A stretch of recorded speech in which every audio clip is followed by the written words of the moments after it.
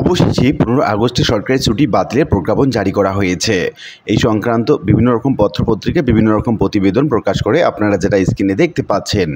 15 আগস্টে সরকারি ছুটি বাতিলের প্রজ্ঞাপনে কি আছে এই সংক্রান্ত বিস্তারিত তথ্য জানাবো আজকে ভিডিওতে।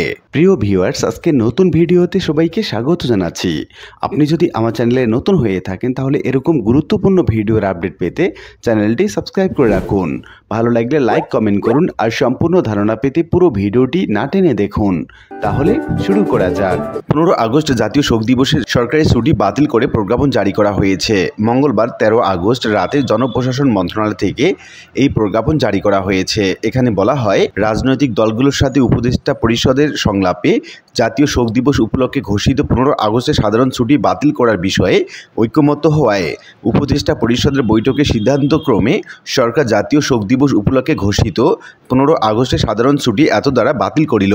রাষ্ট্রপতির আদেশে প্রজ্ঞাপনে সই করেছেন উপসচিব কামরুজ্জামান। এর আগে মঙ্গলবার 13 আগস্ট রাতে প্রধান উপদেষ্টা দপ্তর থেকে পাঠানো এক সংবাদ বিজ্ঞপ্তিতে জানানো হয়, প্রধান উপদেষ্টা ডক্টর মোহাম্মদ ইউনূসের সভাপতিত্বে অনুষ্ঠিত উপদেষ্টা পরিষদের বৈঠকে 15 আগস্টের ছুটি বাতিল করা হয়। এতে বলা হয়, উপদেষ্টা পরিষদের সঙ্গে রাজনৈতিক দলগুলো সংলাপে ব্যাপক ঐকমত্যের ভিত্তিতে জাতীয় শোক দিবস উপলক্ষে ঘোষিত 15 আগস্টের সাধারণ ছুটি বাতিলের বিষয়টি অধ্যকার উপদেষ্টা মণ্ডলের বৈঠকে অনুমোদিত হয়েছে। এদিকে বলা হচ্ছে, 15 আগস্ট বিশৃঙ্খলা হলে প্রতিহত করা হবে বলছে সার্জিস অন্যতম সমন্বয়ক। আপনারা স্ক্রিনে দেখতে পাচ্ছেন বিভিন্ন রকম পত্রপত্রিকা বিভিন্ন রকম প্রতিবেদন প্রকাশ করে, যেমন দ্য ডেইলি ইত্তেফাক বলেছে যে কারণে বাতিল করা হলো 15 আগস্টের ছুটি। প্রথম আলো পত্রিকা বলা হচ্ছে, জাতীয় শোক দিবস উপলক্ষে ঘোষিত 15 আগস্টের ছুটি বাতিল।